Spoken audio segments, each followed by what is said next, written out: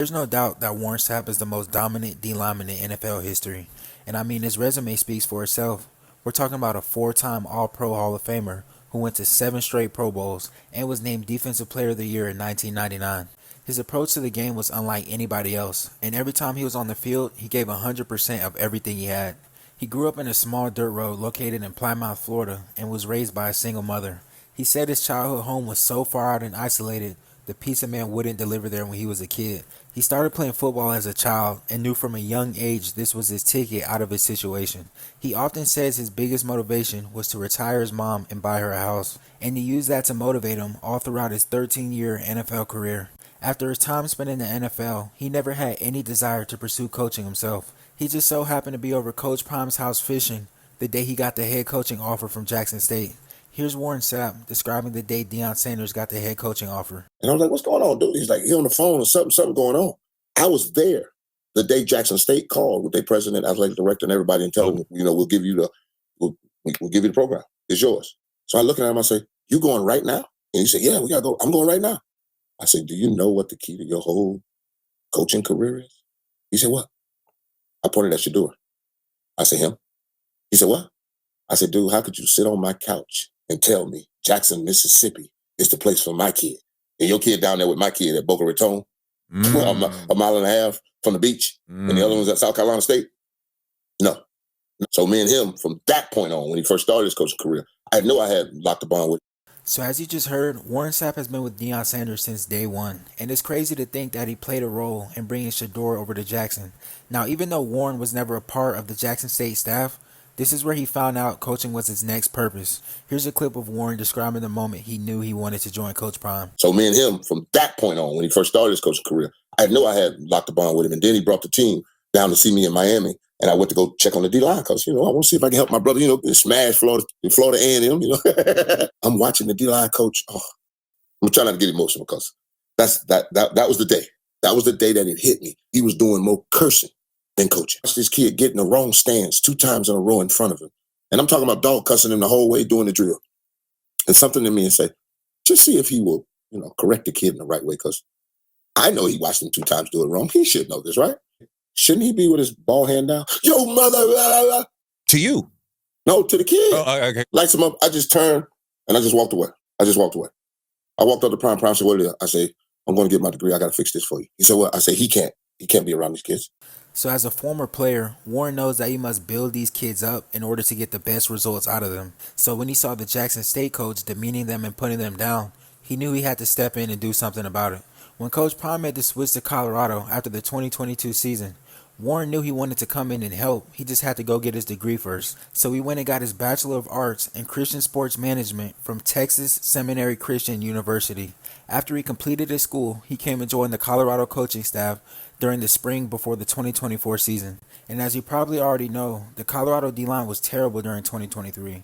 They only earned 27 sacks and were overpowered in almost every game they played. As soon as Warren arrived on campus, he made a direct impact on the players. Every day he demanded 100% effort and brought out their full potential in practice. He worked on forming unity between them and strengthened them together every day as a group. Here's a clip of Warren describing the unity he's forming between his D-line. We all speak in the same tone. We all speak in the same, terminology. Yeah. So they learn it the same. And like I talk to them, if I'm talking to one D tackle, I'm talking to all y'all. Yeah. I ain't got time to be sitting here having 4 different conversations or 6 different conversations. You're listening to me. You know my voice. You know what I'm saying. So pick up what we're talking about and let's run as a pack. Because I don't have time to worry about what's behind. You're just next. You're next up. I ain't got time to be checking to see if you know what to go on, whatever. You ain't been paying attention. You've been standing there doing what? So a lot of people forget that Warren Sapp was coached by NFL Hall of Famer Tony Dungy. He definitely knows what he's talking about when it comes to rebuilding a winning program, and he proved it with the Colorado D-line's production during the 2024 season. The unit as a whole had a brand new identity. They were fast, aggressive, and flew to the ball every single play, and the players weren't the only ones improving. Every day Warren was pouring into them, and throughout the season you could see him develop into a better coach as well. He oftentimes thanks Deion Sanders for inspiring him to come into work motivated and ready every single day. Here's a clip of Warren Sapp explaining why he loves to work for Deion Sanders. He's leading the troops. When you work for a man like that, you follow him anywhere because you know his heart is true and you know his meaning is there. And everything about him is genuine. He's the same man every time. My office is across from his. It's the same dude every morning. That music's playing. He'll come out with a little bounce in his step, smile on his face, greet you with a good morning, hug your neck. I mean, hey, I I understand why so many people are looking at it with a side eye and different things because it's an unconventional way. It's Prime's way. Yeah. But I've always learned in the NFL that if you're gonna go down with what you know in your stuff. Over the course of the season, Warren Sapp's D-line started to look like a pack of savages. They led the Big 12 in sacks despite not having any for their first 4 games. Their dominating 7-sack game versus Arizona put the nation on alert that Warren Sapp has changed his D-line for good. Despite missing the playoffs toward the end of the year, it was still a very successful season for Warren Sapp and the Buffalo's defense. And trust me, everyone around the country began to notice how much he transformed this D-line, and rumors began to surface that he was a candidate for the Miami defensive line position.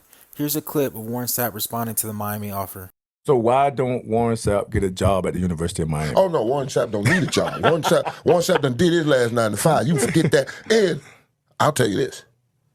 The people at the University of Miami might be intimidated by what Warren Sapp gonna say. We gonna do this thing right. We need someone who understands what we're into, how you go about it, and how you get out of it. And I don't think we're there. We change coaches and coordinators like we change underwear.